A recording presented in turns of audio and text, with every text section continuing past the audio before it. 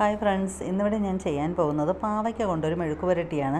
വളരെ സ്വാദിഷ്ടകരമായി ഒട്ടും തന്നെ കയ്പില്ലാത്ത രീതിയിൽ ചെയ്യാൻ പറ്റുന്ന ഒരു പാവയ്ക്ക മെഴുക്ക് പുരട്ടിയാണ് ചെയ്യുന്നത്. അതിനേക്ക് ആവശ്യമായ ഒരു പാവയ്ക്ക, ഒരു സവാള, ഒരു പഴുത്ത തക്കാളി എടുത്തിട്ടുണ്ട്.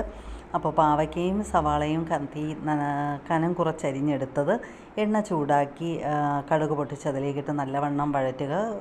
ഒരു നുള്ളു ഉപ്പ് കൂടി ചേർത്ത് വഴറ്റിയാൽ പെട്ടെന്ന് വെന്ത് കിട്ടും.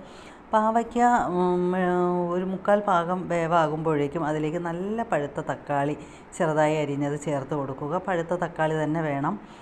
കുറച്ച് മൂപ്പ് കുറഞ്ഞാൽ അതിൻ്റെ ടേസ്റ്റ് മാറാൻ സാധ്യതയുണ്ട്. അപ്പോൾ ഈ പഴുത്ത തക്കാളി ഇട്ട് നല്ലവണ്ണം വഴറ്റി പാവയ്ക്കയോടുകൂടി ചേർന്ന് വെന്ത് കഴിഞ്ഞ് അതിന് ശേഷം അതിലേക്ക് ഒരു നുള്ളു മഞ്ഞൾപ്പൊടി, 1 ടീസ്പൂൺ മുളക് പൊടി ആവശ്യത്തിന് ചേർക്കാവുന്നതാണ്. എരി എത്രത്തോളം വേണോ അതനുസരിച്ച് ചേർക്കാം.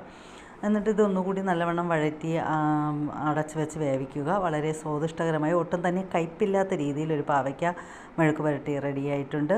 അപ്പോൾ ഇന്ന് ഇത്രയേ ഉള്ളൂ എൻ്റെ വീഡിയോ.